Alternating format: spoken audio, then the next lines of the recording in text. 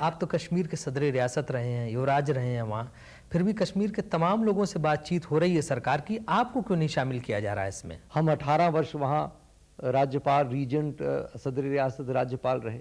हम 18 वर्ष वहाँ के एमपी रहे। मुझे नहीं लगता है कि भारतवर्ष में आज कोई ऐसा व्यक्ति है और जीवित जो हमारे से अधिक जम्मू कश्मीर के बारे में जानता हो। अब इतना होते हुए भी यदि राय नहीं लेना चाहे तो न ले। आप जाके राय क्यों नहीं देते उनको? अब देखिए, बिन बुलाए राय देना भी कोई अच्छी बात नहीं है। जाता हूँ समय समय पे, कभी कभी मिलता हूँ, कहते हैं हाँ हाँ आपसे राय लेनी है, लेकिन फिर वो कोई बात आगे नहीं चलती। अब जबरदस्ती राय देना भी कोई लाभप्रद नहीं होता। या ये हो सकता है कि प्रधानमंत्री को आपकी राय सही न लगती हो कश्मीर के मामले में? जिन लोगों का परामर्श लिया जाता है जम्मू कश्मीर के बारे में, उनको इस राज्य की बारीकियों के बारे में, इस राज्य की जो विशेष परिस्थितियां हैं उनके बारे में मुझे लगता है कि विशेष ज्ञान नहीं। कौन से ऐसे लोग हैं जिनकी सलाह ली जाती है? नाम नहीं मैं लेना चाहता हूं, जो सामने स्पष्ट हैं वो तो प्रधानमंत्री जिससे मर्जी सलाह लें, उसमें तो कोई हम टीका टिप्पणी नहीं कर सकते। लेकिन मुझे लगता है कि प्रधानमंत्री को जो जम्मू कश्मीर के बारे में राय मिलनी चाहिए वो राय उनको मिल नहीं रही। प्रधानमंत्री को कुछ आप कम जानकार समझते हैं क्या? स्वयं बुद्धिजीवी हैं, लेकिन उनको व्यक्तिगत जम्मू कश्मीर की जानकारी जितनी उनको बिलफर्ज आंध्र के बारे में है उतनी जम्मू कश्मीर के बारे में नहीं है। कश्मीर का क्या सलूशन आपको लगता है? मेरी जो विचारधारा वो ये है कि परामर्श का एक सिलसिला शुरू करना चाहिए। लेकिन वहाँ तमाम ग्रुप हैं, JKLF है, उसमें भी 2 फैक्शन है, हुर्रियत कॉन्फ्रेंस है, किससे बात करें? सबसे बात करो। पहले प्रश्न उठाते हम कश्मीर किससे बात करें, अब कश्मीरी पूछते हैं हम दिल्ली किससे बात करें। कौन है बात करने वाला? राज्यपाल महोदय किसी से बात करते नहीं, प्रधानमंत्री जी स्वयं व्यस्त हैं।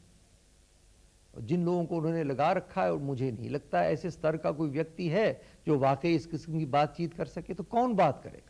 भुवनेश चतुर्वेदी हैं मिनिस्टर इंचार्ज PMO में। अब चतुर्वेदी जी ठीक हैं, लेकिन मुझे लगता है कि कोई और व्यक्ति, सीनियर व्यक्ति लगाते तो ज़्यादा अच्छा होता। अगर कोई ऐसा ऑफर आवे तो आप बातचीत करवाने के लिए तैयार हैं? हजरत बल की एक भयंकर घटना हुई थी जब हम और हमारी पत्नी गए थे वहाँ। उस समय भी उन्होंने कहा था, इस साल भी हम गए, चिरार शरीफ जब जल गया फिर मैं और मेरी पत्नी ही गए वहाँ। जहाँ वहाँ वो सारा भस्म हो चुका था वो शहर, बड़ी भयंकर परिस्थिति, फिर भी हम लोग गए वहाँ, हमने चादर चढ़ाई।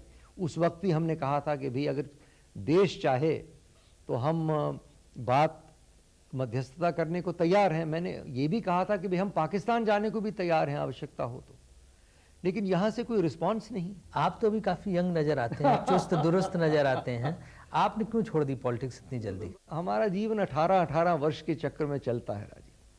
18 वर्ष तो हम छात्र रहे, फिर 18 वर्ष की आयु में हम वहाँ के राज्यपाल बन गए और 18 वर्ष रहे, फिर हम आ गए पार्लियामेंट में, 18 वर्ष पार्लियामेंट में हमने काटे। तो जब हम 54 वर्ष के हुए तो तीसरा फेज हमारा समाप्त हुआ, चौथा आरंभ हुआ, और उसमें हम सारे राष्ट्र में घूमते हैं और विश्व नागरिक हैं। ऐसा नहीं कि हमने कोई राजनीति से संन्यास ले लिया है।